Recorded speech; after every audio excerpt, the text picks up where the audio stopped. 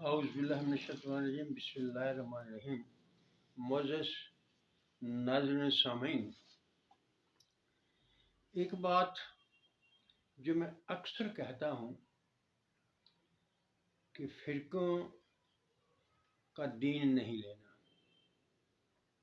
جب ہم فرقوں میں بٹ جاتے ہیں تو یہ سمجھ لیجئے دین بھی بٹ جاتا ہے، ہر کسی کا اپنا اپنا دین ہو جاتا ہے، جو کہ صحیح بات نہیں ہے۔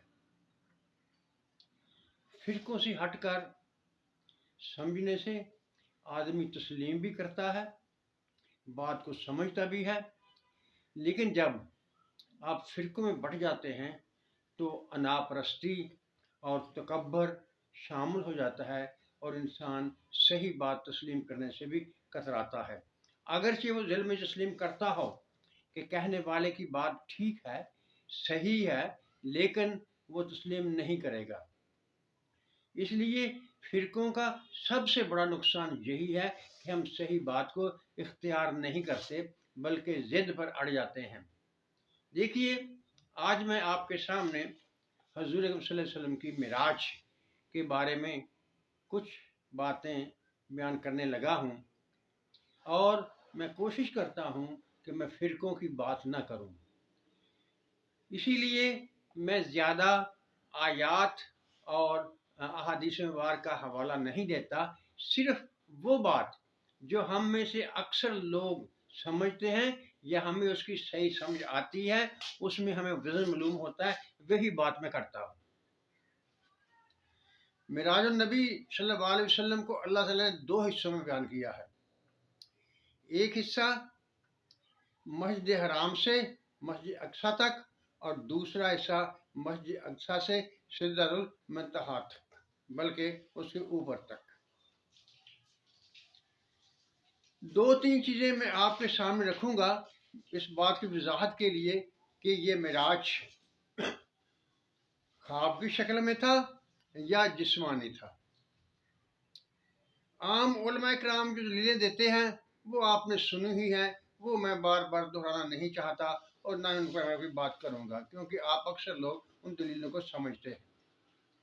لیکن جو میں سمجھتا ہوں کہ یہ دلیلیں اس بات کا فیصلہ کر دیتی ہیں کہ معراج جسمانی تھا یا کہ روحانی تھا، اس کا فیصلہ ہو جاتا ہے، لہذا وہی دلیل میں آپ کے سامنے رکھوں گا۔ پہلی چیز، اگر یہ معراج خواب میں تھا تو اس پر کسی کو اعتراض کرنے کی ضرورت نہیں تھی۔ یعنی خواب میں انسان جہاں جاتا ہے، وہاں کہاں سے آتا ہے، کدھر پھرتا ہے، یہ سب کچھ یہ عام سی بات ہے، ہر آدمی کے تجربے کی بات ہے، اس میں وقت کے بارے میں کوئی بات نہیں کی جاتی۔ یعنی وقت تھوڑا یا زیادہ کی کوئی بات نہیں ہوتی، صرف خواب ہے، آپ جدھر جائیں، جدھر چکر لگائیں، آپ پر کوئی پابندی نہیں ہوتی۔ خواب کی جہان کے اصول و ضوابط کچھ اور ہیں اور اس دنیا کے اصول و ضوابط کچھ اور ہے۔ حضور اکرم صلی اللہ علیہ وسلم نے یہ نہیں ارشاد فرمایا تھا کہ میں نے خواب میں دیکھا ہے، یعنی میں نے خواب دیکھا ہے، بلکہ حضور اکرم صلی اللہ علیہ وسلم نے ارشاد فرمایا تھا کہ میں گیا ہوں اور میں نے جا کر دیکھا ہے۔ اگر یہ خواب ہوتا تو قرآن شریف کے میں جتنے بھی خوابوں کا ذکر ہے سب کی تعبیر ہے۔ یعنی حضرت یوسف علیہ السلام کا خواب جو آپ نے دیکھا، اور آپ کے والد حضرت یعقوب علیہ السلام نے اس کی تعبیر بتائی، اور جو بادشاہ نے خواب دیکھا اس کی تعبیر حضرت یوسف علیہ السلام نے بتائی۔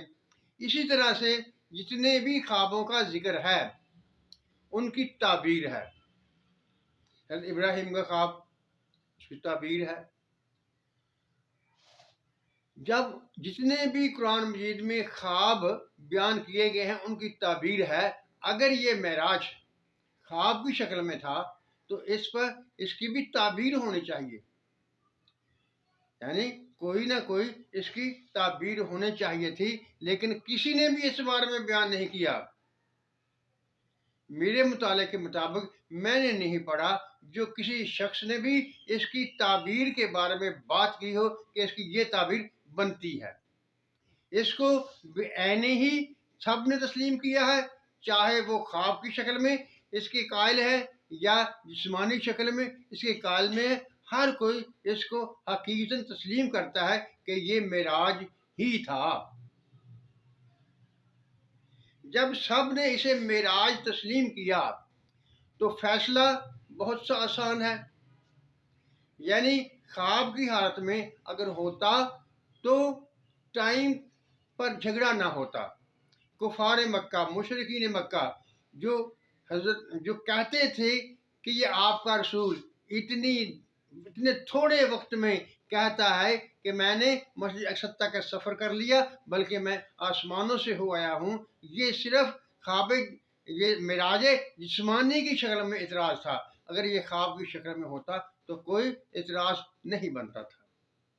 دوسری بات، کیا خواب کی شکل میں معراج اور تسلیم کیا جائے تو اس کی کوئی بڑائی بنتی ہے؟ ایک عام آدمی بھی بسا اوقات خواب میں بڑی دور تک کا چکر لگاتا ہے، بڑی بڑی چیزیں دیکھتا ہے، کیا اس کی کوئی شان بنتی ہے؟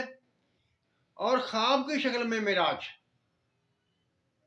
یہ حضور اکرم کی شان کے مطابق بھی نہیں ہے۔